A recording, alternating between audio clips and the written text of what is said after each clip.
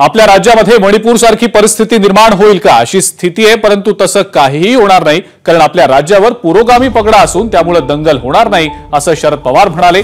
तर निवडणुकीच्या तोंडावर दंगलीची भाषा हे चांगलं नाही असा टोला भाजपचे प्रदेशाध्यक्ष चंद्रशेखर बावनकुळे यांनी पवारांना लगावलाय। आज अखेर एवढं मणिपूरला झाल्याच्या नंतर देशाच्या प्रधानमंत्र्यांनी तिकडे आपण चक्कर टाकावी, लोकांना दिलासा द्यावा, हे कधी त्यांना वाटले नाही।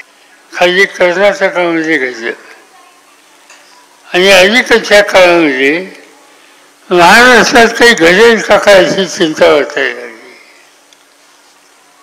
सुदैवानं महाराष्ट्राला एक दिशा येणारे अनेक युगपूर्वी सुरू गेले।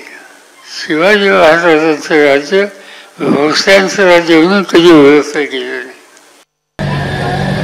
मी हे पहिलं एकतर स्टेटमेंट काही वाचलेलं नाही, मी कधी केलं त्यांनी पवार साहेबांनी हातभार लावू नये या गोष्टीला, फक्त बाकी काही नाही।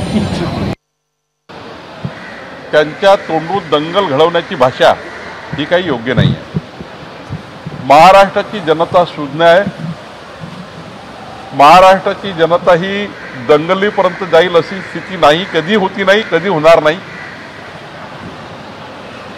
पण काही लोक समाजामध्ये तेढ निर्माण करणे, असे काही आंदोलन तयार करणे ज्यातनं समाजामध्ये तेढ निर्माण होईल आणि त्यातून मग महाराष्ट्राला विचलित ठेवण्याचं काम काही लोक करतात। शरद पवार साहेबांना विनंती आहे की असे जे लोक आहेत जातीमध्ये वाद निर्माण करणारे,